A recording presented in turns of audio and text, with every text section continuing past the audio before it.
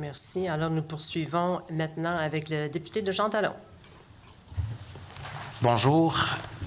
Monsieur le ministre, est-ce que vous savez, au moment où on se parle, il y a combien de camions au Québec qui roulent à l'hydrogène sur nos routes? Pour des questions spécifiques, le collègue va me permettre d'attendre certaines réponses de la part des équipes. Si jamais vous avez d'autres questions, n'hésitez pas, comme ça vous ne perdrez pas votre temps et je vous reviendrai avec la réponse précise.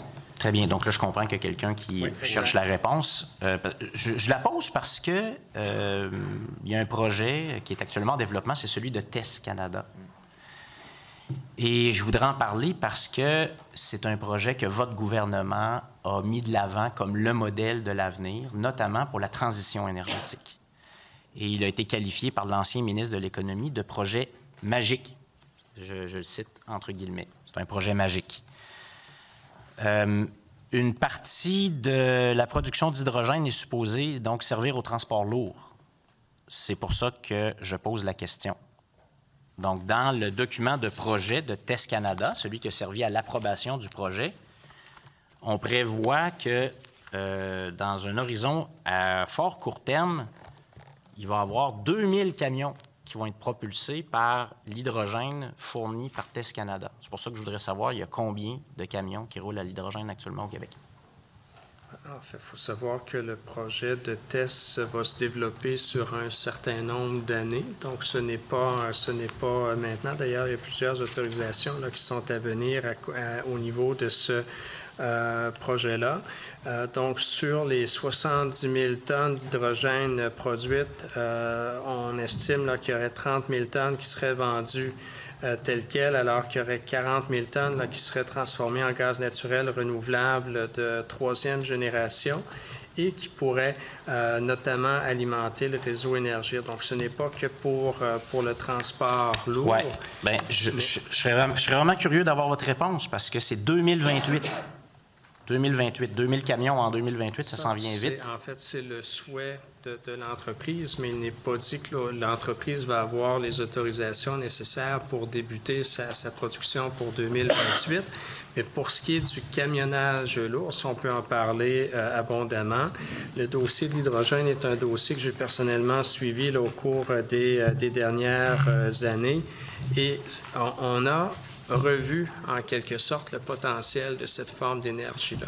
On sait que les véhicules passagers ne seront vraisemblablement pas alimentés au Québec par l'hydrogène. Merci, Monsieur le ministre. Merci. Monsieur le député, poursuivez. Vous avez fait référence, donc, au reste de la production qui serait utilisée par Énergir. Ça, c'est pour des industries lourdes. Aux dernières nouvelles, il n'y avait toujours pas d'entente contraignante de signer avec Énergir pour ce projet-là.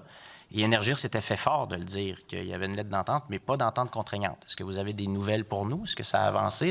Parce que là, s'il n'y a pas de débouché pour ce projet-là, s'il n'y a pas de camion, puis s'il n'y a pas de contrat avec Énergir pour fournir des industries lourdes, on se demande, on va faire quoi avec l'énergie? Hein?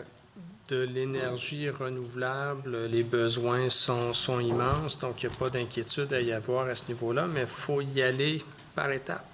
Le collègue parle de 2028. Moi, je peux vous confirmer qu'il n'y a aucune étude d'impact qui est encore déposée. Donc, le calendrier de l'entreprise n'est pas forcément le calendrier qui va se concrétiser. Donc, la prochaine étape avant d'évaluer le potentiel, c'est de déposer une étude d'impact et elle n'est pas encore déposée, cette étude d'impact-là.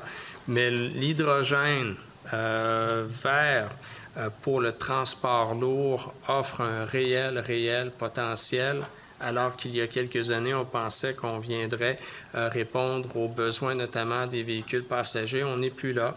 Donc, l'hydrogène vert va certainement servir pour le transport lourd, mais également pour des usages proprement industriels. Vous me répondez sur des généralités, puis je les comprends, mais je vous pose des questions sur le projet TES. Donc, actuellement, on n'a toujours pas de réponse ni sur l'un ni sur l'autre. Donc, des deux débouchés. Il n'y a pas d'entente avec Énergir, puis je ne sais pas combien de camions qui roulent parce qu'il est supposé en avoir 2000 de fournis. Bon, maintenant, je pense, il y a un autre aspect. Je voudrais juste, vous pourriez réagir, je voudrais juste finir. On va lui laisser poser la question. Allez-y, Monsieur le député. Donc, il y a un autre aspect, parce que vous êtes quand même le ministre responsable de la transition énergétique, et Là, actuellement, TES va avoir accès à 150 précieux mégawatts d'électricité fournis par Hydro-Québec au bas tarif industriel et va produire, soi-disant, 200 mégawatts avec un parc éolien pour produire donc de l'hydrogène qui va nécessiter une conversion, qui va nécessiter de l'ajout de CO2 puis des gaz synthétiques.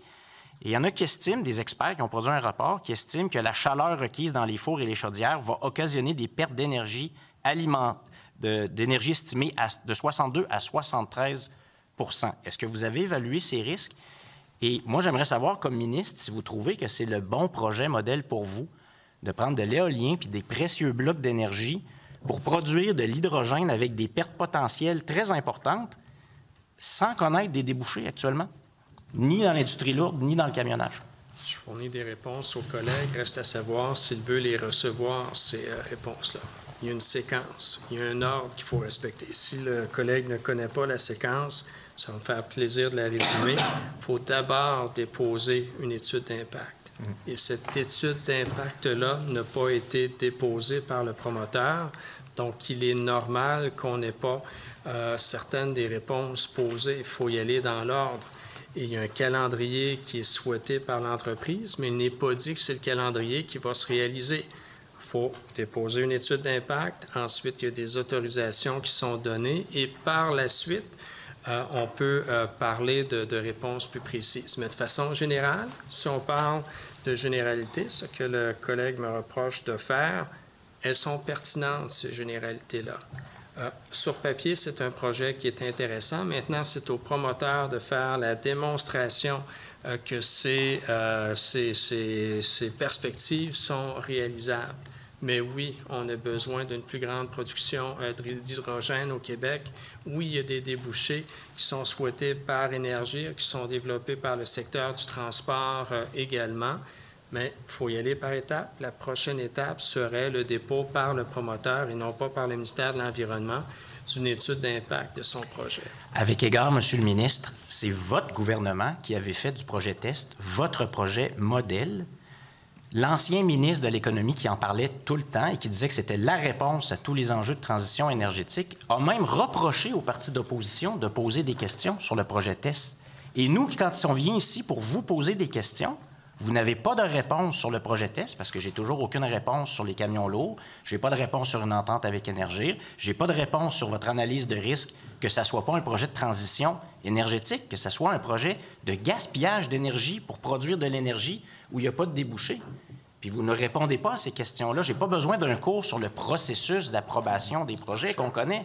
C'est votre projet modèle, c'est vous qui l'avez mis en vitrine. Qui doit obtenir des autorisations. Ce n'est pas un reproche que je fais aux collègues, mais la procédure d'évaluation, elle a largement été expliquée au cours des dernières semaines à travers l'étude détaillée du projet de loi 81, et le Parti québécois était systématiquement absent de chacune de ces séances de travail-là. Donc, si le Parti québécois avait participé aux travaux, sans doute qu'il aurait un certain nombre de réponses. On n'a pas le droit de citer l'absence d'un député, monsieur. Je veux le dire autrement, j'aurais aimé que le Parti québécois participe à ces travaux. Vous ne pouvez pas le faire ni directement ni indirectement. Nous allons laisser le ministre répondre à la question, s'il vous plaît. Ce serait gentil, effectivement, mais ces questions étaient largement été abordées lors de l'étude détaillée du projet de loi 81. Il y a un projet qui peut être présenté, qui mérite d'être analysé. Mais avant de mesurer ces impacts, encore faut-il que le promoteur dépose une analyse d'impact. Et dans le cas de Test Canada en particulier, cette étape-là revient au promoteur et cette étape-là n'a pas été franchie. Donc, lorsqu'elle le sera, le fin détail, les questions, je ne dis pas qu'elles ne sont pas pertinentes, mais c'est difficile de répondre à des questions lorsque l'étude d'impact n'a pas été... Merci, monsieur le ministre. Vous disposez de 25 secondes. Vous aviez une cible de gaz de source renouvelable dans le réseau à 5 % en 2025. Elle est à 1 %. Pourquoi? Et vous aviez 100 % de grands émetteurs qui avaient produit une étude de réduction de GES en 2025 et vous êtes à 5,6 %. Ça, c'est votre tableau de bord. Pourquoi? On pourra revenir à la question.